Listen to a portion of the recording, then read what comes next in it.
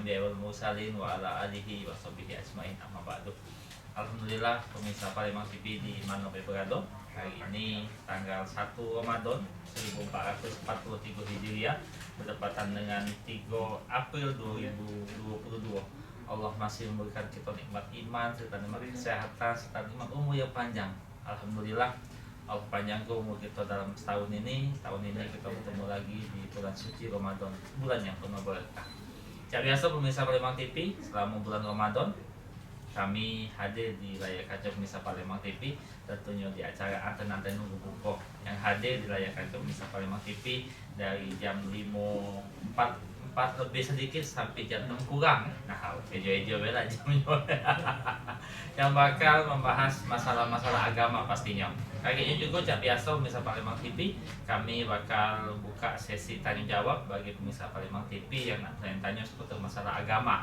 Tapi kalau seputar masalah ekonomi, KGB atau sesi lainnya, pokoknya acara Anten-Anten ini cuma berganti waktunya, tapi tema dan juga sistemnya masih maklum tulang.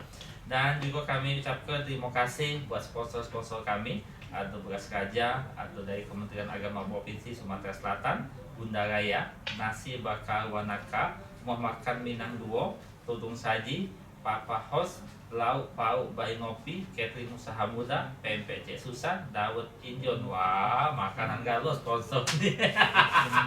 Pokoknya liwat lah masalah buka balipi nih. Untung baik ini musim Hari Raya Idul Fitri, Hari Raya Idul Adha, pajak-pajak kambing dengan sapi aku jadi sponsornya. Dan pemirsa Palembang TV, di tengah-tengah kita sudah hadir narasumber yang mungkin bagi yang Najib sudah tidak asing lagi, bahkan bagi masyarakat Sumatera Selatan juga tidak asing lagi, Bapak Haji Denny Priyansa SAG MPDI. Assalamualaikum Ustaz. Waalaikumsalam warahmatullahi Aku wabarakatuh. nih canggung kata manggil Ustaz, kata manggil Pak. Kalau situasi Iya situasi ya. Kalau di sini saya manggil Ustaz ya, kalau di kantor manggil Pak. Beliau ini tercatat sebagai PLT Kepala Kantor Kementerian Agama Provinsi Sumatera Selatan. Dan pemirsa Palembang TV, hari ini tema kita masalah marhaban ya Ramadan. Nah mungkin Pak Ustadz Denny, sebelum kita membuka sesi tanya jawab buat pemirsa Palembang TV, kita bahas masalah marhabannya Ramadan dari sisi pemerintah. Kira-kira ada aturan tertentu di tahun ini, mungkin sudah 2 tahun ini ada perubahan tentang biasa Ramadan ini. Nah, tahun ini kira-kira ada perubahan lagi atau ada peraturan khusus untuk tahun ini? Ya, baik. Ini ya. Alhamdulillah syukur bahwa Menteri Agama Republik Indonesia itu sudah mengeluarkan surat edaran nomor 8 tahun 2022 tentang panduan pelaksanaan ibadah Ramadan dan Hari Raya Idul Fitri 1443 Hijriah. Dalam surat edaran itu bahwa kita patut bersyukur kepada Allah Subhanahu wa taala, yang pertama bahwa umat Islam yang melaksanakan ibadah puasa Ramadan dan Idul Fitri itu merupakan sesuai dengan tuntunan syariat Islam. Jadi sesuai dengan apa yang firmankan Allah Ta'ala di dalam surah Al-Baqarah, ya ayyuhalladzina amanu kutiba alaikumusiyam kama kutiba alal ladzina min qablikum la'allakum tattaqun. Ayat ini menyatakan kepada kita bahwa orang beriman itu wajib untuk melaksanakan ibadah puasa di bulan Ramadan. Tujuannya tidak ada lain adalah untuk ketakwaan kepada Allah Subhanahu wa taala. Kemudian di bulan Ramadan ini berbeda dengan bulan Ramadan 2 tahun yang lalu. Ya, bahwa kita ada hal-hal yang perlu diatur, tapi tahun ini alhamdulillah syukur Kementerian Agama melalui surat edarannya bahwa umat Islam dianjurkan untuk mengisi dan meningkatkan amalia di bulan Ramadan seperti sholat tarawih berjamaah, kemudian etika, tadarus Al-Quran, ya, kemudian pengajian, zakat, infak, sedekah, dan kegiatan-kegiatan ibadah lainnya. Tapi satu hal, tetap menerapkan protokol kesehatan. Ya, itu. Kemudian dalam penyelenggaraan ibadah Ramadan juga dan 1 Syawal itu Idul Fitri, pengurus pengelola masjid atau musola harus memperhatikan surat edaran Menteri Agama, ya, bahwa ada petugas di dalam masjid itu. Jadi jangan dibebaskan begitu saja, ya. Ada petugas, ya, petugas ini diminta untuk mengatur jemaahnya yang tidak pakai masker. Kemudian yang kedua yang jarak tetap tidak renggang, ya. Silakan untuk melaksanakan sholat dengan jarak yang seperti biasa, ya, untuk merapikan dan merapatkan safnya. tetapi kita tetap harus mengatur kesehatan, protokol kesehatan. Kemudian menunjuk pengelola ya, pengelola itu menunjuk siapa yang akan dipercaya untuk mengatur protokol kesehatan itu. Jadi tetap masih harus diterapkan kesehatan dalam pelaksanaan ibadah di bulan Ramadan. Kemudian bagi pejabat ya, aparatur sipil negara khususnya di Kementerian Agama itu tidak boleh mengadakan kegiatan buka bersama. Ya, itu ya. Tidak boleh kita melaksanakan sahur bersama termasuk open house. Khusus untuk para pejabat dan aparatur sipil negara. Enggak ya. Itulah harapan aku. Itu yang harus kita perhatikan ya. Kemudian dalam pelaksanaannya mubalek, para penceramah ya silakan untuk melaksanakan ceramahnya, menyampaikan ayat-ayat Allah dan hadis Nabi, tetapi tujuannya adalah untuk memperkuat nilai-nilai keimanan. Nilai keimanan, ketakwaan, persatuan, kerukunan, ya, kemaslahatan umat, tidak mengadu domba, tidak memprovokasi dan lain sebagainya, ya. Jadi tujuan daripada kita ceramah itu adalah untuk meningkatkan iman dan takwa kepada Allah Subhanahu wa taala sesuai dengan tujuan ibadah Ramadan, gitu ya. Jadi kita tidak memprovokasi dan lain sebagainya. Itu jangan mengadakan fitnah, itu diminta seperti itu. Kemudian penggunaan pengeras suara. Nah, ya penggunaan pengeras suara dalam surat edaran ini bahwa surat edaran nomor 5 tahun 2020 itu diatur tentang pedoman penggunaan pengeras suara di masjid atau di mushola ya. Jadi boleh kita menggunakan pengeras suara di luar ya dengan toa, mau berapa saja silakan toa itu. Mau 100 pun pasal masalah. Nah, tetapi diatur waktunya ya. Kalau misalnya sholat zuhur, misal sholat zuhur 10 menit sebelum sholat zuhur ada senandung Al-Quran, ada salawat Nabi, sehingga apa ya, sehingga orang tahu oh ini akan masuk sholat zuhur ya.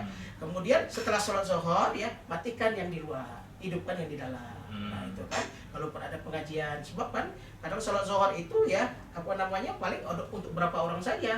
Nah, itu yang hadir di masjid itu kan, jadi cukup di dalam itu kan untuk tidak mengganggu yang lain. Bukan dilarang ya. Nah jadi sebelum maupun sesudah azan gitu ya, sudah azan.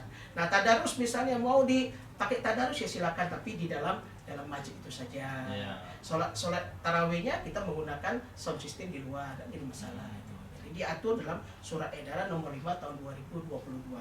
Nah untuk pelaksanaan itu ya, itu wajib bagi kita selaku masyarakat untuk mentaati protokol kesehatan karena masa pandemi ini belum berakhir gitu ya. Nah jadi tidak ada hal-hal yang negatif sifatnya apa yang disampaikan dalam surat edaran itu. Nah ini harus kita sosialisasikan ke tengah-tengah masyarakat. Jadi kalau masalah protokol kesehatan tuh tetap kita terapkan. Ya, cuman ya main nyari mungkin sudah agak sedikit lebih longgar dari tahun-tahun kemarinnya. Dan juga yang masalah masjid, masalah toa tadi boleh dibunyikan ya, cuma tetap aja dengan aturan-aturan tertentu. Namun sebelum sholat 10 menit sebelum sholat mungkin manusiawi ngaji itu kan. Kalau sudah itu dilanjutkan dengan azan masih masuk akal. Sudah semayang dimatikan. Jangan kaget ya. Ada suara ayat Quran ya, ada suara ngaji udah kati. Itu kan kapan dijingok itu kati begitu kan, berjam-jam. Nggak tahu waktunya sholat zuhur masanya tiba. Sama saja. Sebenarnya aku juga sependapat Ustadz masalah tadarus tadi, yaitu kan ya kalau misalnya sholat tarawih ya udah apa-apa kalau bukan silakan untuk pakai mic luar. Tapi kalau tadarus kan mungkin ada yang salah. Apalagi kalau bacanya masih ngabak-ngabak. Kan siarnya beda kayak gitu. Beda. Kita juga dari ngaji salah itu. Sama dengan azan juga kan. Azan juga ya. Kalau baca ada regenerasi. Kalau suara kita lebih begot-begot ya. Berhenti lah. Kadang nyambung di tengah jalan itu kan. Itu yang perlu Oke, jadi juga pelajaran kita juga bukannya biar masalah azan, imam juga Ustadz, kan? Jadi kita juga mungkin harus sadar diri ya. Kalau untuk maju sudah biar budak baik. Baik pemirsa Palembang TV di mana berada, kayak di segmen kedua kita tunggu kebersamaan di 380022 untuk tanya-tanya seputar masalah agama Islam pastinya. Dan Ustadz kira-kira tadi itu masalah open house, buka puasa bersama. Nah, itu tidak diperkenankan Ya. di lingkungan kementerian dan juga dan instansi-instansi Ya, lainnya. aparatur sipil negara itu ya. Jadi pejabat dan aparatur sipil negara. Nah, itu tidak mengadakan apa namanya buka bersama, Ya. tidak mengadakan sahur bersama dan open house. Hmm. Kenapa? Ya karena itu kan terlalu banyak ininya yang mudorotnya Ya. ya. Memang silaturahmi itu penting ya. Tetapi mudorotnya itu yang harus kita perhatikan. Ya. Karena kan banyaknya berkumpul, kadang kan apalagi kapan kita melaksanakan buka bersama kan anak-anak kita yang kecil-kecil itu ajak galo Ya. gitu ya. Yang tetangga kadang melok juga. Nah itu kan kerumunnya terlalu banyak. Nah, jadi alangkah baiknya uang open house itu dibagikan kepada fakir miskin. Ya. Nah, untuk diimpakan, untuk disedekahkan, itu kan itu lebih bermanfaat. Ya, wa fi amwalihim haqqul lisailil wal mahrum. Jadi dalam harta kita itu ada hak-hak orang lain yang membutuhkan uluran tangan kita. Nah, jadi dipindahkan. Jadi kita makan bersama itu dipindahkan ke fakir miskin, anak yatim yang memerlukan di bulan puasa ini. Nah, itu dianjurkan seperti itu. Iya, mendatang cuma nak ngelakuin aja pacak lah ya. Nah, itu. Langsung ya nanti beli dewek baik aja itu kan. Betul, Jadi intinya tetap boleh dilaksanakan. Maksudnya daripada dilaksanakan buat mudarat lebih baik di lain ke itu bagi-bagi ke sudah selesai. Iya. Tujuannya sama, Sama, itu. sama. Cuma Ngajak jalannya makan bebek gitu itu kan. makan juga kan. Tujuannya kan ngajak makan, Ah. ada ya. Nah, ngajak makan ini ya boleh baik kita ngajak makan, ya itu merupakan rasa syukur kita kepada Allah. Ya.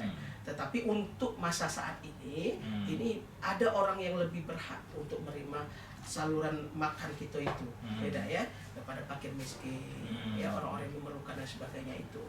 Nah, apalagi dia makan dengan makan lauk pauk yang lemak, ada ya, Iya. lain dia berdoa. Iya. Tapi kalau nginjuk kakanwil diajak makan kan, Iya. apa? Ya tak kata apa-apa yo, Iya. ada ya. Itu Cuma dia. terkadang tuh Pak ada ini kita nih kalau beda gitu kan ngejuk wong liwat tadi lemak-lemak aja itu kan. Nah, itu terbalik. Siapa yang bagus dikit, siapa sudah yang biasa baik saya itu. Itu terbalik. Terbalik. Itu Tapi kayak kita bahas Iya. masalah itu dari siko ini ya. Baik Bapak Ibu pemirsa Palembang TV di mana berada, kami bakal balik lagi sudah yang seperti